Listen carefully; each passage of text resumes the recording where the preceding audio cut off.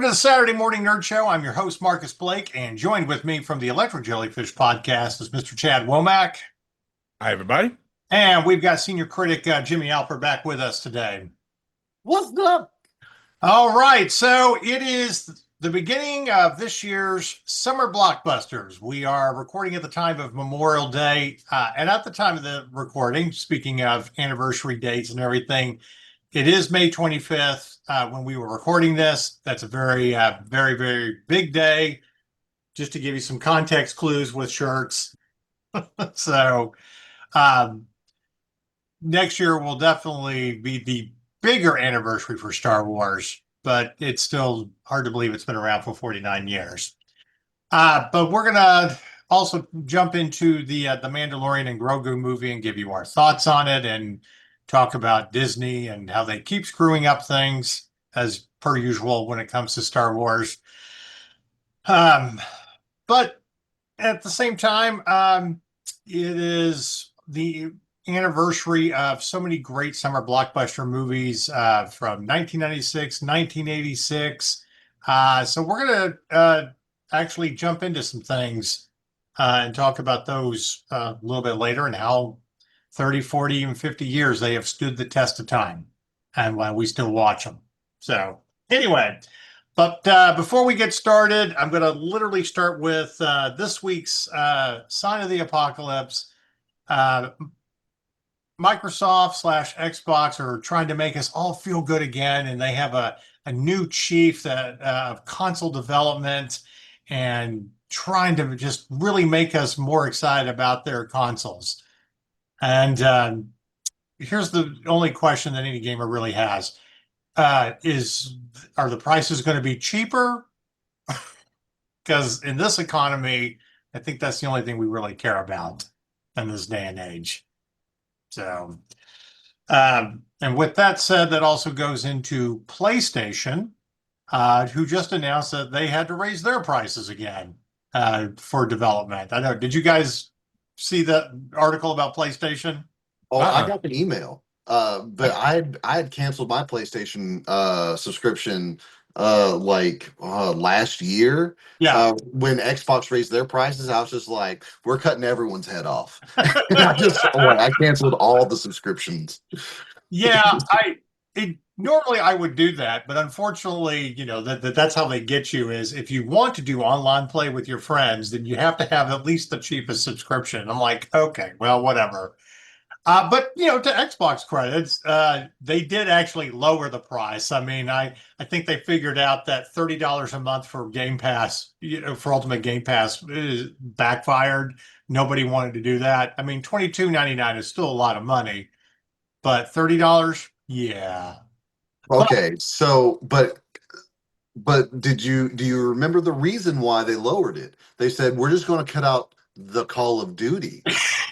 So hold on. Yeah. That means that those freaking 12-year-old COD players, they're shouting the N-word in my ear every 5 minutes. They're the reason. They're the reason it's getting so expensive. It's the kids' fault. Yeah. It's the kids' fault. Yes. Be careful there. You're starting to sound like old man grumpy dad with comments like that. Kids are getting blamed for everything nowadays. Those kids say the darndest things. And I'd have gotten away with it too if it wasn't for those giant blasted kids. Hey, if Scooby-Doo taught us anything, Is that the Microsoft Xbox team right now? And we'd have gotten away with it too. All right, old man Withers. No, I'm sorry. Scooby-Doo taught me a couple of things. One is if you want to be a villain, you have to own property, first off, and just not want people to mess with your property. And get a better mask so they can't take it off to reveal who you really are. Oh, man. Well, I just think I think it's funny that Microsoft is doing all of this reassuring with gamers, and I'm like, well, y'all are really you're taking the Disney line when it comes to reassuring the fans there. You're trying to convince me. You're trying to convince yourself. Yeah, or PlayStation. I think it's more along the lines of the beatings will continue until morale improves. Right. But you know what? You guys, since taking over Activision, haven't given us a Call of Duty game that is even worth playing or buying or whatever. I was thankful that we got to play it, day one with the last couple of games on Game Pass. The problem is they sucked. We couldn't even get through the last one because somebody in their infinite wisdom decided after nearly 25 years of Call of Duty, no, we don't need a single player campaign anymore. To do the campaign, you're going to have to play with other people. I'm like, no. We enjoy the single player campaign by ourselves. Okay. We don't, if I think they forget the core group that made Call of Duty popular. It's like, you want to enjoy this game by yourself, not have to deal with assholes online that you're forced to play with. You just want to de-stress, take a break from the real world because you've been dealing with assholes. And now you're going to force me to play with assholes online. Okay, I don't know what is going on with this. I don't either. It was doing this yesterday. Okay. I was trying to figure it out. Just ignore it. Just Skynet is going to be doing Zoom close-ups of Chad throughout this. Maybe the rest of us could play along. We just lean in closer and closer and closer and see if it's an interactive ride. It's a roller coaster. Yeah. Its batteries not included. They're in the freaking wiring here. Yeah. But anyway, I just kind of laughed at Microsoft with that one. It's like, look, the only thing that we really care about is that the console is going to be affordable. And it really isn't, because you're basically making a small PC for Project Helix. Did you catch the bitter, cringy irony, though, that now they're bundling in Disney Plus with your freaking... Yeah. I was like, so you're going to make us have two services that can't seem to get shit right to save their lives. Right. Can I opt out of that and get a lower price? No shit. I'm like, nah. Jeez. So I'm good. What I'm waiting for is to like buy a phone or a machine. So like right now, Netflix is bundled with my phone, right? And then so is Apple TV. I'm waiting for like one machine to rule them all, where all the streaming services are just bundled into the cost of this machine. And then at that point, it would be like, And you know what? Just for the irony, I think they should call it ring streaming services. One ring for them all. I mean, really, just go all in on that tagline. PlayStation, I sort of get why they're having to raise prices because of the way the market is and memory chips. But at the same time, I'm also like, when you assholes keep going all in on AI and data centers and everything, forcing the price to go up, yeah, you don't really make me want to keep gaming. And right now, with the way the economy is and the way gas is, it's like the only thing we can afford to do is stay home and game. Yeah. Now you're raising. It's like, good Lord, people. I'm gonna have to go back to the pizza rolls and Mountain Dew diet from when I was a kid, because that's all I could afford. Yeah, well, I mean, fortunately for me, since I can't really eat anything right now, I mean, I guess that's okay, but I still have to feed my freaking kids. Oh, I know. Sorry. Hello, Hot Pockets. Yeah. Even those are expensive. Yeah, no shit. No, dude, I haven't bought Hot Pockets in a minute just because of how, like, they cost like $4 a piece. Yeah, I know. It's like, Jesus Christ, people. And they tear your stomach to high holy hell. I'm like, the risk ain't worth the reward. No. But I mean, PlayStation, they are going up to $10.99 a month for their basic PlayStation Plus service. I think the catalog is going up to $20 a month, which, to their credit, they do have a lot more better titles in their catalog than what Xbox has right now. But Xbox is down to being cheaper at $22.99 for Ultimate Game Pass, including EA Play. Which, by the way, here's another this week's sign of the apocalypse, because I was reading this article. It is also directed at Xbox, but I'll get to that in a quick moment. Just to finish this up about PlayStation, they had to raise their prices yet again on the PS5s. So if you want that PS5 Pro at retail, that is $900 now. God, I'm sorry. Are we in the pandemic again, where there's a shortage on PS5s? Wow. Well, I mean, look, we might as well be. I mean, the fact is like, from everything that I've read, because oil prices are high now, they're about to spike even higher. Look, nothing's getting cheaper, and the thing, manufacturing plastics and oil prices, they're kind of tied. I know. So this is why I'm glad I got completely upgraded on our all of our gaming consoles for my company now. So I'm not having to wheel and deal and try to find stuff because even that shit has gone up on secondary markets. Yeah, it is what it is. All right. So here's the other part of this week's Side of the Apocalypse with Xbox, because this came out this week. So you remember years ago when they were testing out the family plans, you could have up to like 4 people on a family plan for Yeah. price. They tested it in markets like in Colombia, Ireland, and one other country. And then it quietly went away and we never Yeah. heard about it. You know why? You know who made us think about it? EA. Of course. They even not only did they threaten to pull their stuff from Game Pass, but apparently they threatened to sue if they did these family plans and stuff. And I think even Microsoft was one of those where they were trying to figure out how to do like a base family plan without EA Play, and they still made a stink out of it. And I'm like, so of course EA, the money grubbing whores that they really are, being the anti-fun league that they have become. right. So we gave you a college football game that in 2 years still haven't really made any significant improvements on. But we're going to come out with another one this year that you definitely need to get because it's PS5 Pro enhanced for a console you can't afford. I'm sorry, for a just buy a video PC. game, for a video game based on a game, because I mean that's what it is. It's a video game based on the game, Yeah, and the game hasn't changed. They sure do make a lot of these video games based on the game that doesn't change. I know. And for me to buy it, I'm just saying. I'm not Well, saying the EA's game from 15 years ago is objectively better or worse than the ones now. I'm just saying I don't give a shit. well, these look great. I think and I'll admit, I'm not buying EA College Football 27 because the Dynasty Edition, where you get to set up your own coach and play your team through a season, you get to go on to the next season. And I'm like, that's good enough for me. I don't need to buy a whole nother game when I have this and I can keep going for years to come and build my dynasty out of a college football program. In fact, you know, I bought it for PlayStation, and then this week it was literally like $11 for Xbox. So I bought another one so I could play Daniel, our buddy Daniel, online. And I could also start a dynasty thing on that system where I'm taking Army all the way to the national championship because fiction is the only way that's ever going to happen. As Jerry Jones said, dreams do come true. They do.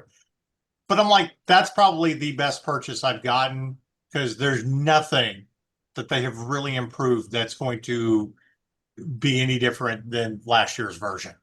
What was it? What was the line in Tron Legacy? This year we put a 27 on the box. Yeah, exactly.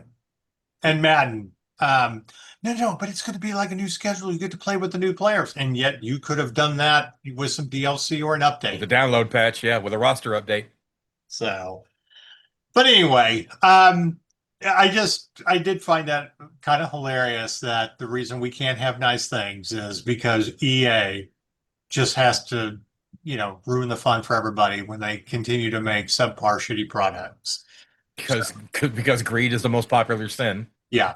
So anyway, so we'll never, I guess because of them, we'll never really get a family plan with Xbox. But here we are. It's the world that we live in. Although, you guys want a loophole? Here's for your here's for all of you fans out there. You don't actually need to do a Game Pass profile for every profile on your system. You just need one. As long as that person is logged in while everybody else is logged in, then they can play games off Game Pass. Yeah, that's what my niece and nephew do all the time. They don't have to own other games, have to have a subscription. As long as I'm logged into mine, we can set up 3 profiles and do Battlefront or Fortnite or whatever. So there you go. That's how you get around that. Gaming companies. One quick thing about gaming before we get on to our main topic. Do not have anything new about the new James Bond game, First Light. We'll get into reviews on that in a couple of weeks, but at the time of this recording, hadn't started it yet, and we'll get into it this week. But very much looking forward to it. Although there's already complaints about that game when no one has actually finished it yet. The first 13 minutes seem very generic, and there's Call of Duty cutscenes. Like literally, somebody took the time to write an article about that. I'm like, what does it have to do with the rest of the game? Have you played the rest of the game? Does it not feel like James Bond? You're literally wasting ink and internet, whatever. And Well, brain power. Yeah. Honestly, that's like every time I see an article that is about a tweet that someone made about a subject, I'm just like, And I'm out. why? You spent parts of your life to write this or to have AI write this. Yeah. Like, stop. I've just kind of gotten to the point now where stop trying to be content creators on social media and make it. I started trying to do stuff for TikTok just to have a TikTok channel, and I got tired of it. I'm like, yeah, I'm kind of done. I'd rather talk about stuff on a podcast with other people where you have a good discussion instead of, oh my God, this is what I thought, and it's not. And don't get me wrong, I've loved some of the stuff about theaters not being very full, the reactions that people are getting for the Mandalorian movie. That's fine, but have a podcast where you're actually talking about all the ins and outs of something versus I don't want to just hear from you.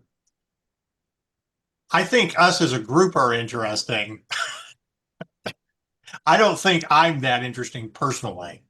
So, and again, I'm not trying to be a fucking influencer who doesn't know anything. If some of you out there are wondering why I complain about influencers and how it has taken over our industry about being critics, when you have influencers who don't even know what cinematography is, but yet they get press credentials and they're meant to talk about movies, yeah, no, I'm done. No, I had this conversation with my students one time about how like the movies that you watch inform you about the movies you're going to watch. And that kind of blew their mind. I was like, just follow me here. It's like, have you ever watched a movie where there's like an inside joke or there's something that happens and everyone's like, and you have no idea what they're talking about? 99 times out of 100, that's a reference to some other movie that creator liked. Yeah. Right? It's a callback. It's a nod, it's a wink, whatever. And it's just showing you, it's like your education on the movies that you watch that you like is informed by the stuff that came before. Like I tell people all the time, if you haven't watched Poltergeist, you've missed out on a large part of Americana. Right. Right. And other movies with it, like Die Hard. If you go through your whole life and you've never watched a Die Hard movie, you have missed out on so much cinema like essence. And by the way, everyone's seen it. Here's the thing too about the way we do action movies now. There's a whole template on how to make action movies with really ridiculous lines that sound cool, but you're still watching. And I will bring this up because this is another 40th anniversary movie real quick. I was going to save it, but I got to do it now. Cobra with Sylvester Stallone. This is a ass movie. It really kind of is. Okay. Which was what originally? Which was what? Which was his version of Beverly Hills Cop. Exactly. Yeah. But I mean, that's a very important footnote. I'm watching the movie. And, of course, tough guys, I don't even have to heat the pizza when it comes out of the freezer. And my gun cleaning kit is in the thing of eggs. But there's this one line at the end of the movie. It's like he talks about, that's where the law stops and I start. Like, what the fuck? Shut up. That's like, thank you for explaining again that you are a badass and the rules don't apply to you. Okay. I love you, Sylvester Stallone, and you've made some great action movies. But to me, two things. That's like you already trying out for Judge Dredd, which you don't even have. It's not even the best version of Judge Dredd. Carl Urban already did that. And two, you're trying to have your Clint Eastwood movie of "Do You Feel Lucky, Punk?" Yeah, no shit. And Dirty Harry. Well, no, Demolition Man though. Well, okay, That okay. You Demolition Man was peak cinema. it is. But the Oh demo, no! I think you're missing one of his better lines in that film of when he's facing down the guy at the beginning that's robbing terrorizing the grocery store. He goes, "I'll kill her, man! I'll blow this whole place up." He goes, "Go ahead. I don't shop here." You're like, "Ugh." right? All right, because if I've learned anything from watching Nathan Fillion's rookie TV show, which is still good, it's the amount of lawsuits that come against the police department. It's like, oh my God, you're a walking lawsuit, but you've got cool leather gloves on, so that and you've been chomping on a fucking matchstick toothpick throughout the entire movie for that one moment where you can light it on the handle of your gun and set a dude on fire. You're like, that's why he's been carrying that match. For that one moment where you will get a chance to do that. How stupid am I? How did I not see that coming? I know. But no, I mean, look, and this whole conversation is just proof. I mean, it's not just like a generational thing. It's not just nostalgia glasses. It is all of like there are so many movies that are being made today, and I tell my students this. I'm like, look, they're being made by people who are my age. So if you want to know why they did something in their movie, watch the movies that people my age watched. Yeah. Just like when I was a kid, I watched the movies that my parents watch. And like it all builds. It all like creates this like history. All Past his prologue kind of thing. All of the badass anti-heroes that, fuck the law and everything. It all comes from that era of like early 70s. You know what it really comes from? It comes from every John Milius script he ever wrote. And I'm okay with that. I am okay with that because and it was and also, I mean, you also have to remember it's also like if you want to get into the cinematic professor part of it, it's like it was a response to the good guy cowboy space guy of the 60s. Right. And like that's when you start like that's movie. why that's why the 70s was all about grungy anti-heroes. Nihilistic shit. Nihilistic shit. Absolutely. And then the 80s were a response to that with your over-the-top badass cops who are like the good guys, but still grungy somehow. But what? And hair metal. Right. But at times you have to break out former special forces, sadistic anti-hero to go save the president in one of the greatest movies of all time, which is celebrating its 45th anniversary this year, Escape from New York. So Snake Plissken. I have all the Snake Plissken, or both Snake Plissken. I want another Snake Plissken movie. I agree.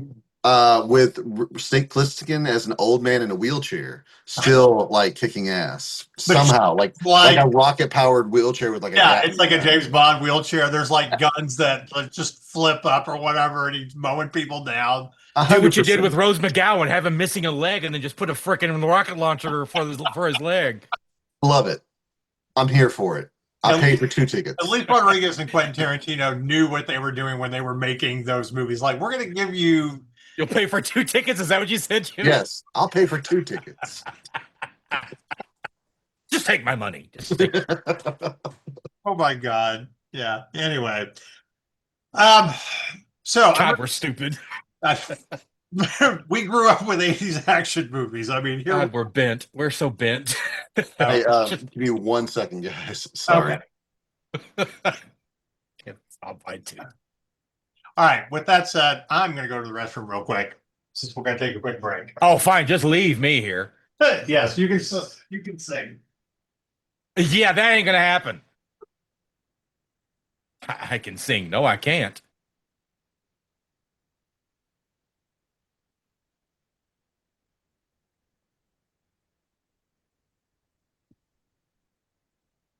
You scared him off, Jimmy. No, it's just my dogs barking. The neighbor dogs get to exist too, guys. Yeah. There's a game we got to try out.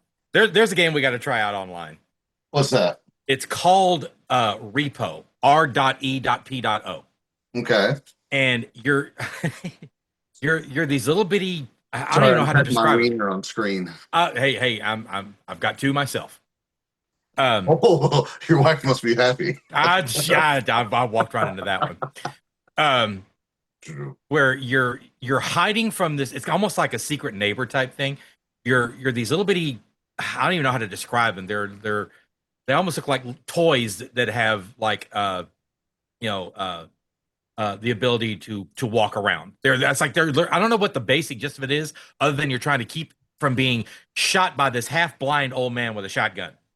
So everybody's kind of working in tandem with each other as a group. What But movie if are you you talking about? this is a game that I think we all ought to dive into. It's called Repo. Oh, Because okay. I think I sent you a link on it. But it's a game it's kind of like a secret neighbor type thing where we're all trying to hide from a guy that's trying to wipe you out. And you're these little bitty characters about yay high that walk around in the basement of this house while this blind old man is walking around trying to find you with a shotgun and blast you to pieces. And if you talk, because you have to communicate with each other to say, okay, here but he can hear you, your actual voice, like as we're talking to each other, he can hear us talking. Huh. And the reason I bring this up is because what Jimmy was dealing with his dogs. I found this video. There's a couple of guys that I guess they're in Mexico playing it because they're all speaking Spanish the whole time. And this one guy is over in the corner trying to move something, and his dog starts barking. And when you talk, your head, you got like this Terrence and Phillip kind of head where the top of your head moves independently from the bottom of the rest of your body. So when you talk or do anything, the head just kind of bobs up and down like this. So this guy's slowly creeping around, and his dog is in the next room just and his head just and his teammates are just dying laughing. Because then here comes the old man and just blows the shit out of this guy because his dog won't shut the hell up and got him killed. Nice. Well, I do miss Secret Neighbor. I don't know if I'm assuming those servers still work, but we had some good times with that game. So now I'm kind of curious about this one. It looks hysterical. I mean, I assume, I don't know if you've heard about the effort in Europe about like don't let games die. I think that's what it's called. Basically they're passing legislation to where like if you buy a game and it's online play, that a game developer can't just say, no, we're not going to do it anymore, and then like cut off the servers because you paid for the game. And Yeah, so right. there has to be like a minimum number of like years that they still need to give you support or like let you have access to servers and stuff like that. It's fairly interesting. I suggest you look it up. I wish that the US was actually pro consumer, but Dream on, hooker. yeah. Dream the hell on. We're not so much pro consumer as we are please consume. It's a pro. Right. Right. All right. Let me take a breather. All right, welcome back. We're going to dive in and talk about The Mandalorian. So if you have not seen the movie yet at the time of this recording, and you're one of those that's like, I'm going to wait till it's on Disney Plus, we get it. But there will be spoilers, and we do have to dive into this movie. So with that said, I mean, can it really be a bunch of spoilers? I mean, it is a Disney Star Wars film. I mean, I think everyone could probably write the script without ever like. also, after having seen the movie, and going back and watching the trailer, they did pretty much give away what's going to happen in the trailer. So, but the important thing is you don't get as much of the Grogu cuteness factor. You have to see the movie for that. And despite my personal criticisms on the film, I will freely admit that Grogu was awesome in this movie. He is one of the bright spots and stuff like that. And very much glad they went back to doing more practical effects and stop motion and things of that nature. So that's what really surprised me was the stop motion. That's what really caught me off guard. I wasn't ready for that.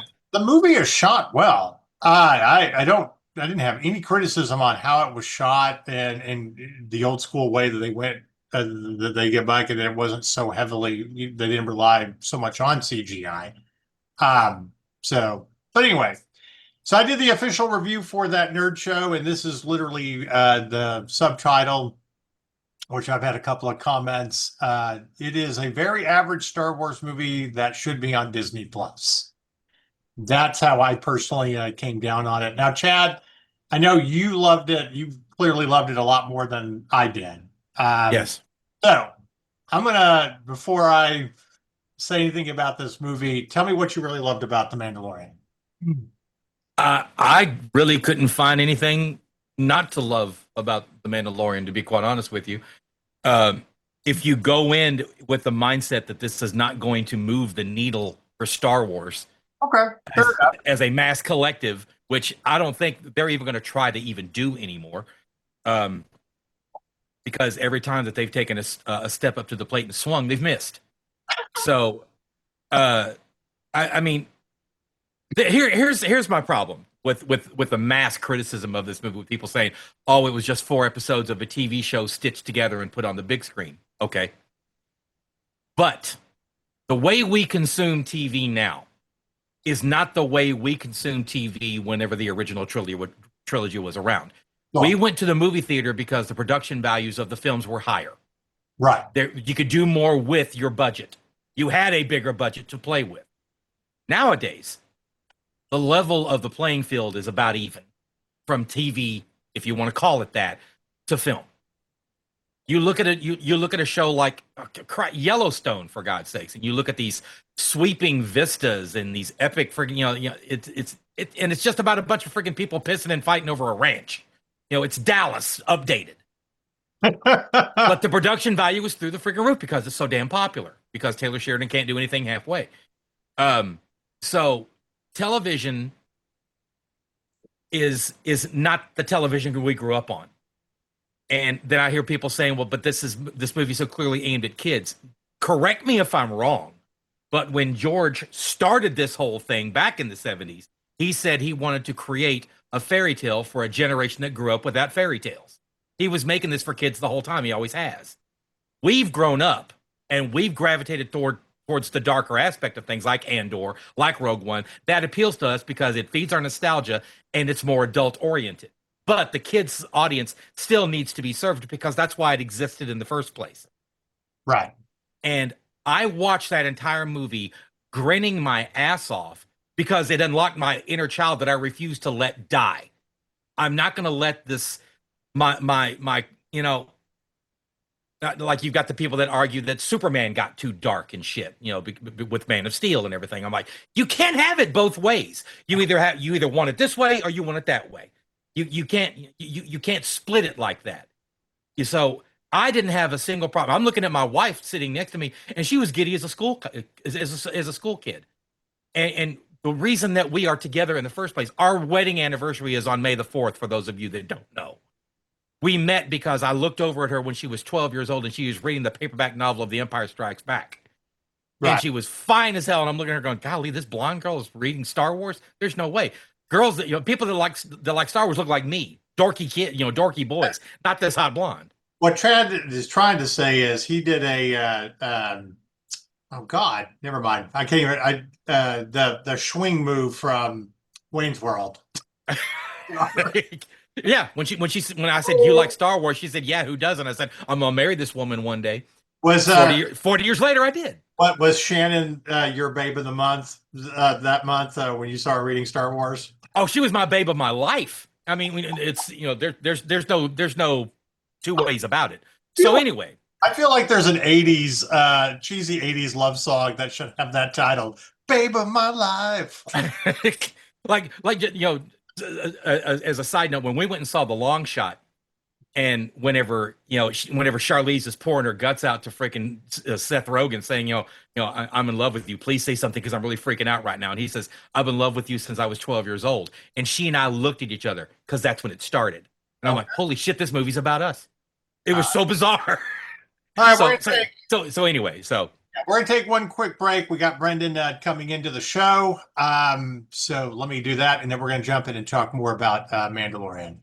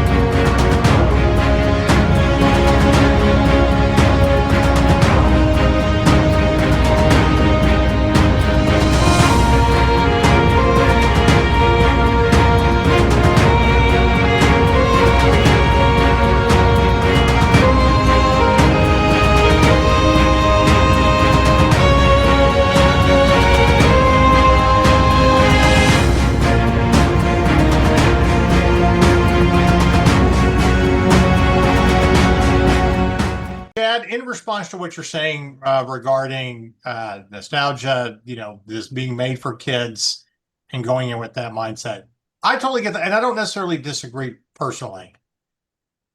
One of the things I said in my review is my criticism is not so much about the movie itself, it's Disney trying to market this movie as if it's some grand epic return to the theaters. It's on the same level as, the Skywalker saga or Rogue One.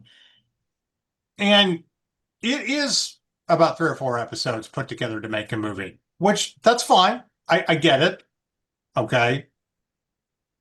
But, from a critic standpoint, we look at pacing, we look at editing, and I'm like, I can literally, I sat there through this movie like, I know exactly where to cut it off and make 3 episodes. That should be the first 3 episodes on, for season 4. That, yes, I would have binge watched, but there would have been clear stopping points. And I think for me, I would have preferred just to have done that instead of some huge movie. There's a lot of fun stuff in it. Again, Grogu is great. The cuteness factor is there. A lot of, great action. I'm not even criticizing the CGI, Jeremy Allen White Road of the Hutt.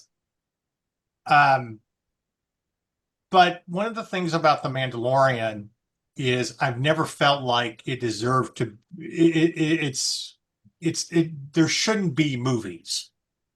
Okay. This is an episodic show for Disney Plus, and it's great for Disney Plus.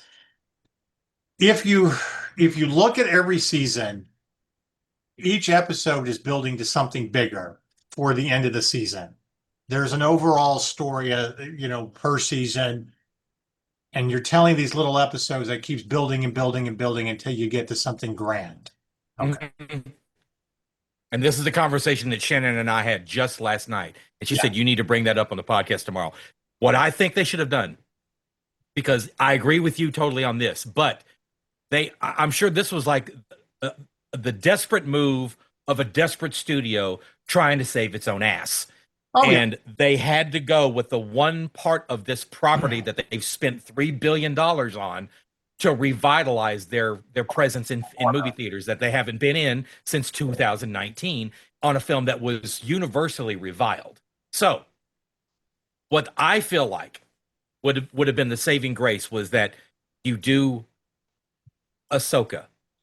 You bring in Boba Fett. You bring in Ahsoka. You bring in Mando. You bring in Ezra. You bring in Zeb. You have all of these characters in a crossover Avengers Endgame type event where they're taking out Thrawn, where you have all of these episodic television shows leading to a major buildup, and that's what you put in theaters. That's how you make your statement when you come back in movie theaters. Yeah. I mean, you're telling all these stories where these characters are going to segue with one another. Disney is telling their Heir to the Empire story with a really good villain. The Hutts are not great villains. Okay. No. I don't need you to take down 2 of the Hutts because they don't want their nephew or whatever. Yeah, it's cute. It's fun. That's a fucking middle episode in a season of Mandalorian. You know what it is? It's a fucking side quest in a game. And did anybody catch the irony that your main plot point here is Rod of the Hutt? And Filoni released a film several years ago consisting of 4 TV episodes stitched together, the first few episodes of the Clone Wars, where they had to go rescue a kidnapped Rod of the Hutt. Rod of the Hutt. It's the same exact plot.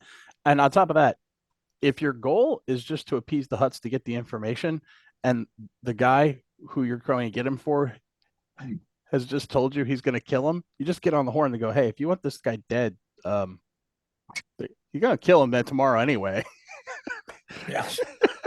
Well, the other thing is, it's very contrived. It's incredibly contrived. Well, the Hutts don't make a really good villain anyway, just for the main fact, one, they've been around since, forever. And we still haven't had that much exposure to them outside of the Clone Wars, this, that, and the other. And they've been they're mobsters, right? Yeah. Which means anything that happens with them can be solved with money. Yeah. The Republic has still reclaimed enough money from the Empire to be able to pay these people off. That's your plot line.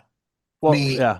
Not It's only that, pretty easy. To me, it sounds like the better Hut thing would be like, let's make a heist movie so we can pay him off. And then, the only problem with the Huts is, like, if you want to engage the New Republic in the Huts, that's fine, because the Huts actually control a large sector of space. And if you want to be about the New Republic rooting the Huts out, okay, fine, because the Huts are more than just a organized crime cartel. They're actually a form of government. They control there's a literal sector of space called Hut space. Mm-hmm. It's dozens of systems. So if you want it to be about liberating those systems from the rule of the oppressive Huts, all right.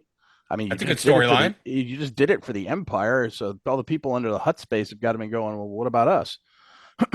So Oh, sorry. that would be fine. But and the other thing, and this is just an aesthetic choice on my point, I know they've done it before with Zero the Hutt in the Clone Wars, and Jabba even spoke Galactic Basic in the Thrawn trilogy in front of Prince Zizor, because Zizor didn't understand Huttese. But I hate it when Hutts speak Galactic Basic, because when they speak Huttese, they sound like an alien. They sound mysterious. They sound different. Rudda the Hutt sounded like a dude from Brooklyn. Which I kind of get, because he wanted to be so unlike his dad that he didn't even want to speak the language. That actually kind of made sense to me. And I hate the twins speaking, especially on Nal Hutta, the twins speaking Galactic Basic. No, those guys are so narcissistic that they think speaking Galactic Basic is debasing beneath themselves. them. Yeah. So I never really like it. But yeah, just having a Hutt sound like a dude from Brooklyn, not a fan. Felt like at some point, Rhoda the Hutt was going to start arguing over how to make the best Italian beef sandwiches. Yeah. Well, that, and I want to be my own man. Right. Not your own Hutt. You're a man. Yeah. Well, it was just like Han going up the ramp saying, "Jabba, you're a lovely human being." Yeah. Well, that was an insult, though. Purposely fired. Right. But see, again, these stories are meant to be episodic. And this is my point about each season. What is the first season of The Mandalorian? It's about him rescuing Grogu back from the Empire. Okay. Season 2 is all about getting Grogu to the Jedi, after he's also been kidnapped and taking down, Grand Moff Gideon. Season 3 is about finally taking down Grand Moff Gideon, but also reclaiming and rebuilding Mandalore and giving that to Bo-Katan Kryze. Okay. You lead to something bigger. What if season 4 was all of this story about halfway through, and picking up what Brendan said about the control of a sector, your own little government, leading to a bigger villain that is going to be a part of Thrawn's plan for the bigger story? That's what Mando's job is finding this criminal. Then that's his way of putting a dent in what Thrawn's going to do. And then you want to do your endgame style, Avenger style endgame, whatever movie. That's what the Ahsoka stories should be. That should be your trilogy of movies where we get the really big one, okay, that takes down Thrawn, Luke in his prime, all of those things that we want on the 50th anniversary, not Starfighter, which we don't care about. And yet. We don't know if we care about it yet. All we have is a title and a star. You know what? I don't hate Ryan Gosling at all. I think he makes good movies. He was great in Project Hail Mary. I'm sure he'll do fine. I already have a distaste for this, because to me it seems like you're trying to make Top Gun, but in the Star Wars universe. I'm good with that. I'm really honestly good with that. Again, fine. But I think it's also in the wrong time frame. If you're going to do Top Gun after the sequel trilogy, I don't care. Like if you want to do Top Gun and you want to do something, do Rogue Squadron either immediately before or immediately after or in between Empire and Jedi, or immediately after Jedi, before the Mandalorian stuff. Because that's when Rogue Squadron is. No, because this is Patty Jenkins' Rogue Squadron movie repurposed. That's kind of what I got from it. Yeah, and it's also the last remnants of Kathleen Kennedy's influence over what movie is going to be released. She was the producer, one of the producers for Mando. She's one of the producers for Starfighter. Okay. And at the same time, as jaded as we are after the sequel trilogy, you have to really, really make us care post the sequel trilogy. We've said it before, Rey is not a bad character, badly written. Okay. And I think there's a lot you can do with her, New Jedi Order movie post the sequel trilogy. But you've got to give us a reason to care. You've got to give us a good villain. You've got to give us a good threat in the universe. And it's, by the way, it's going to take them 2 or 3 really banger films to rebuild trust with the majority of the fan base. Yes, it is. It really is. And let me see if I can find this here. Well, that's why you could have done that with the 3 Ahsoka movies telling you're Heir to the Empire. So, movie economics page, which is I forget her name. I'll have to look it up, but she is a wonderful movie writer for Forbes. And she's on Twitter. It's Movie Economics. She posted this graph of Google searches for season 1 through 3 through the movie for The Mandalorian. And season 1's pretty high because you have the reveal of Grogu right at the very end of the first episode. Season 2 is through the roof, and we can put that towards Luke. We know why. Badass at the end of season 2. Season 3 then drops off a cliff. Season 3 is less than half of season 2 as far as Google searches, and the movie is only about 75% of season 3. And so obviously, like, season 3 did not go over well with the fans because people aren't looking for it online. That's a telltale thing. If people aren't looking for it online, they aren't talking about it online. It's not been well received. And so if you were going to release a Mandalorian movie, it should have been a year after season 2. Yeah. And it would have had, like Chad said, it would have to been an ensemble cast. Luke would have had to been in it. You probably would have had to have an appearance by Han and Leia, and giving the fans that wanted that reunion of those 3 on screen during the sequel trilogy, even if they were just passing the torch, giving those fans what they wanted that they were denied, and then maybe you would have had a chance if the movie was a banger.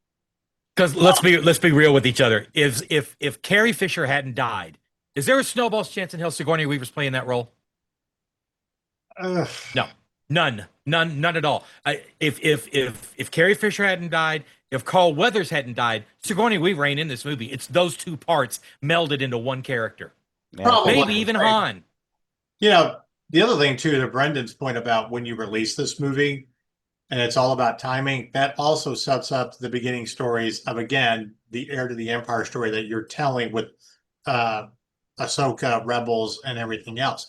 You get those beginnings where you're setting up all of these characters and how they're going to come together.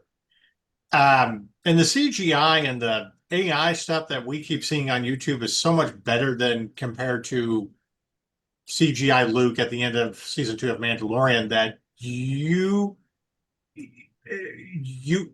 can get everything that you need to tell a good story without relying so much on it, anyway. And I think if you had told the right story, Mark Hamill wouldn't be completely done with Star Wars. He'd be like, yeah, I'll come back and voice it. Because you're doing right by the character compared to what you did with The Last Jedi. It's, we said this about Black Widow, about timing. That movie came out 5 years too late for that character. It's still an okay movie, but it also gets piled up into all this crap post-Endgame that really isn't that good, except for Spider-Man No Way Home, with all the other Disney Plus content that it's just like, why do I care? Allison and I were talking about it the other day in text. As much as we love superheroes, are any of us even excited about Doomsday? And here's the thing too, with when it comes to when you saturate the market with that much content, if you're not a super fan watching every single bit of it, like, for example, one of the things that drove me nuts in that, do you notice they didn't mention Embo's name once throughout the whole movie? Hold on. Now, they didn't mention it, or like I swear, and then I saw something with them in the new trailer. He's in it prominently. They just never say his name. Yeah, I don't remember. They just refer to him calling him as bounty hunter. So Yeah. if you're a normie who's never watched the Clone Wars, like if you're a super fan and you've watched all the Clone Wars and you've watched all of Rebels, you know who Embo is just by profile when you see that big dome helmet. But if you're a normie, who's this Who the dummy fuck is with the that guy? dome? Yeah, yeah. Who's this guy? Who's this guy with Captain America's shield for a hat? Yeah, Who's this Cad Bane wannabe? exactly. So yeah, so if you're not, if at hell, most normies probably couldn't tell you who Cad Bane is. So yeah, I that was kind of like, all right. So if you're a normie, you really have no idea what's going on. Like they don't explain what Nalhutta is. Like there's the opening, and here's my, this may be my biggest pet peeve, and I know they've done this since the beginning, but they have the decision to keep the scroll for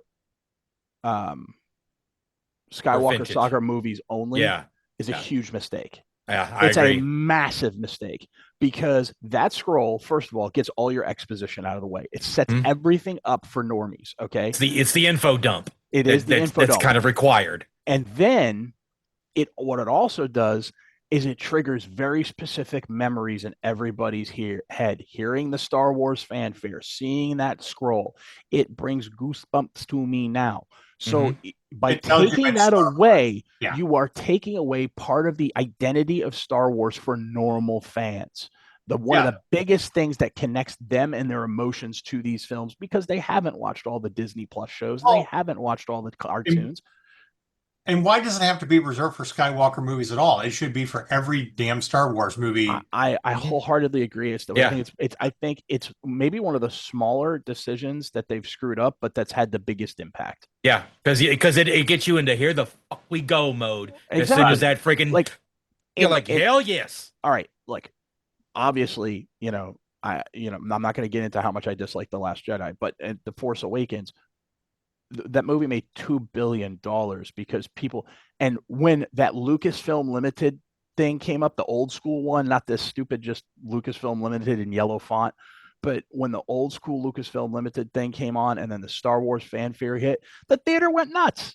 Mm-hmm. Yeah. Just by seeing a name and nothing else. It went nuts, and it went nuts in the prequel trilogy, and people went nuts for it, in Rogue One. It was the bright spot of The Last Jedi. Yeah. What'd you say? Went all downhill from there, though. I mean, I try not to harp on it too much because I've already harped on it to. I know you ad nauseum, eternity and beyond, infinity and beyond. Infinity and beyond. Here, again, getting back to where my criticisms really lie about the Mandalorian movie. I hope kids like it. Great, go and enjoy it. See it more than once. There's a lot of cool things to like about this movie. But I also ask, your ticket prices are not what they were 10 years ago. Okay. You're asking me to spend an enormous amount of money on something that, and granted, I didn't because of AMC A-List Plus, but it's so much more expensive. I want to go to the theater to really enjoy that movie. It makes it worth it. If I'm going to see it more than once, it's going to make it worth it spending that kind of money. Project Hail Mary, that movie was absolutely worth seeing it multiple times in the theater, right? I mean, Jimmy, you saw it a couple of times in the theater, right? Yeah, no, and I loved it. It was great. Yeah, I've only watched it here, and I've watched it like 5-6 times now. It's my favorite movie of the year thus far. Right, exactly. There is a lot of good movies that are worth that. Okay. Star Wars movies, especially as a summer blockbuster movie, it should be an all-star movie event. But you would have gotten a better goddamn reception for 10th anniversary screenings of Rogue One. Literally, you could have, again, I've said this, you could have taken the last 4 episodes of season 2, put them together in one long movie, then done Rogue One, and I think that done it as a double feature like they did recently with Top Gun Maverick. Exactly. Okay. And you're right. I think it would have made more money. Yeah. And they wouldn't have had any spend, almost $200 million. I know they're saying 165, but that's actually, honestly, though, I really think that a lot of you guys are kind of like hitting around one of the big issues with these big with these big corporation-led, movie dynasties, is I think there's too much forward thought. And I know that may seem weird, but I think that there's really too much forward thought. Is like when, before they even make one good movie, they're already worried about what the next movie's going to be. Right. Mhm. And so you get a bunch of mediocre slop. Or you get a bunch of shit that's announced and never comes to fruition. Sure. They've And announced like a dozen movies that have never made it into that production. have died on the vine. What's the most brilliant thing George Lucas did with A New Hope? He made the movie to where it could be a single standalone movie if they never got to make anything else. well, Yep. that's the thing, is like, if you really think about it, even Empire Strikes Back can be, if you never watched A New Hope, it's still a good, great standalone movie. Yeah. And I long for the day. I long for the day when these companies start making good standalone movies.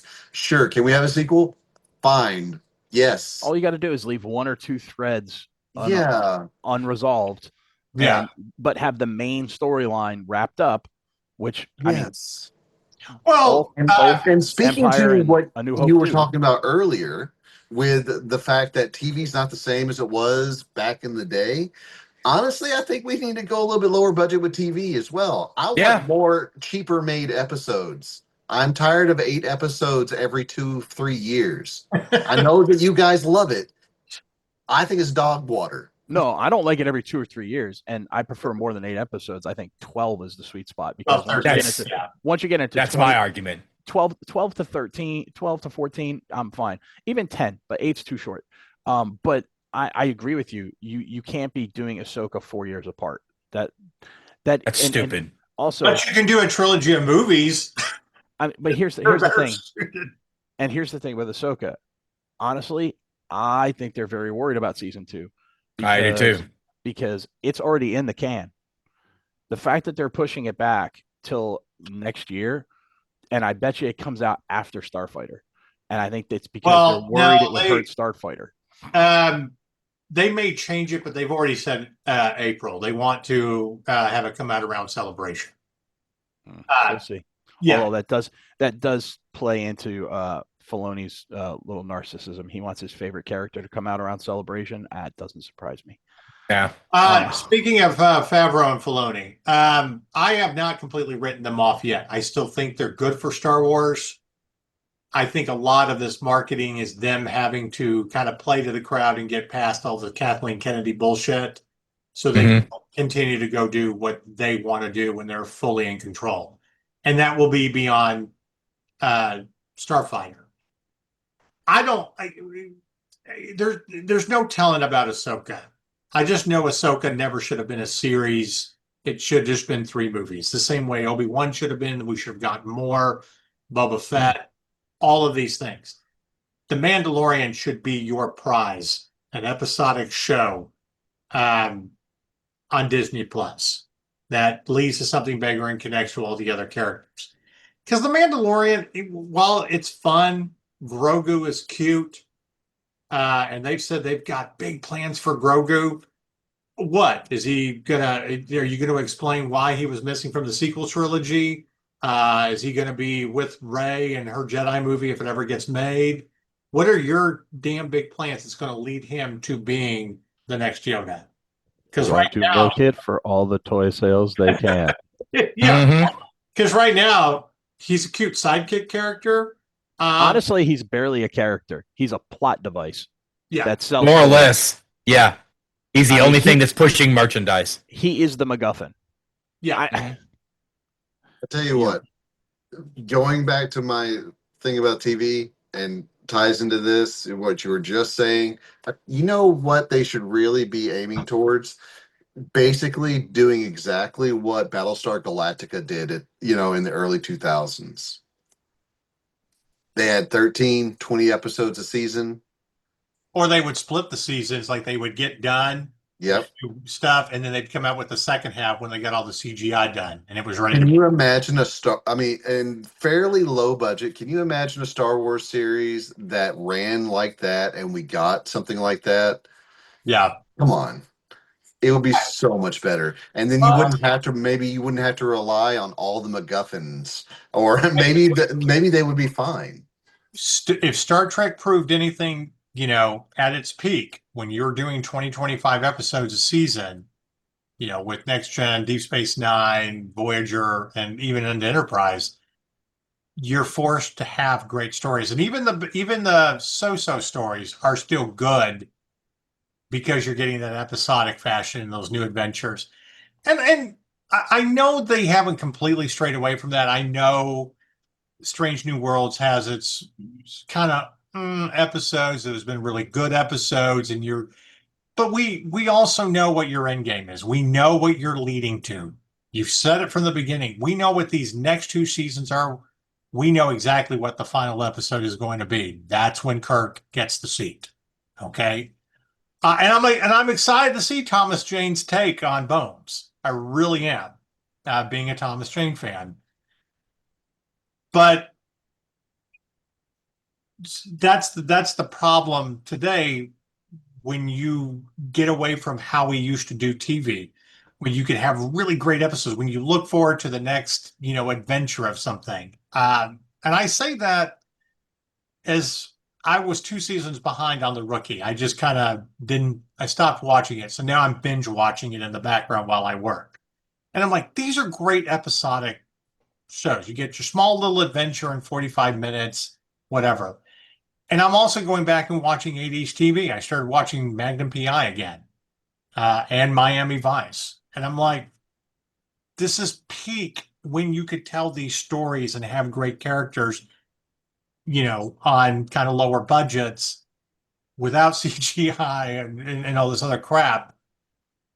And you're forced to tell, good stories. So here, I'm actually kind of worried about the whole John and Dave relationship after this movie, honestly, because via Total Film, this is Jon Favreau. I'm not sure why we were asked to do this.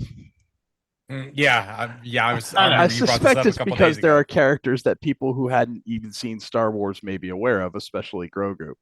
That's not a reason to do a movie just by itself. Well, Number one, and number two, then Dave comes out and talks about how, and he tried to pose it as a joke, but I don't think he was, because we all know how much he loves Ahsoka, and Ahsoka is his baby. He joked about wanting to put Ahsoka in this movie, and Jon Favreau shot him down. yeah. And so, like, I don't know how well that relationship is actually going right now. I think it's a power struggle. I Well, probably. But again, I think a lot of it is them having to do the song and dance to get past Kathleen Kennedy's, crap. God, I'm so tired of that woman's name. I know. But we will see. I mean, smell to a foul stench as soon as the credits. oh my Yeah, when that name came out, I was like, oh shit. I know I've made this joke before, and I said this in the review. The best Star Wars movie that will come out this year will be the 10th anniversary screening of Rogue One, and the best Star Wars movie next year will be the original theatrical release of A New Hope. We don't care about that. It's like we're going to go see Starfighter, but I'm grudgingly seeing it because I'm a professional critic. That's how I come down on it. I'll go see Starfighter for one reason, and well, two reasons. First, contrary to some dude told me on Twitter told me I was a troll and I hadn't even seen Mandalorian and Grogu, and then I showed him my receipt from Flick's Brewhouse and in Oklahoma City, which I made time to go see it even on my freaking business trip. Yeah, I've been to the opening night of every Star Wars since Return of the Jedi, because I was 18 months old when Empire Strikes Back came out, and I wasn't yet a glimmer in my daddy's eye when A New Hope hit. So I am not going to break that streak regardless. I will be there for Starfighter. I was there for Rise, even though I hated life after The Last Jedi. I was there for Solo. I was there for Rogue One. It also helped that you didn't have to pay for the ticket. That's fair. I will also be there for Starfighter. The other reason I'll go is because in the lead up for the press tour for Project Hail Mary, Ryan Gosling said it's not our job to preach to the audience. It's our job to entertain the audience.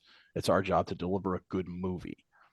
And that is such a refreshing take from someone in Hollywood, where it's all been, well, if you don't like it, don't watch. Okay. And then everybody, or if you don't like it, go touch grass. Okay. Well, everybody went and touched grass and your show flopped. Try not attacking your consumer base. It's never a good idea. And so for the fact that he is out here as one of the biggest stars in Hollywood going, pardon the pun, but this is the way. I am going to go support his movies.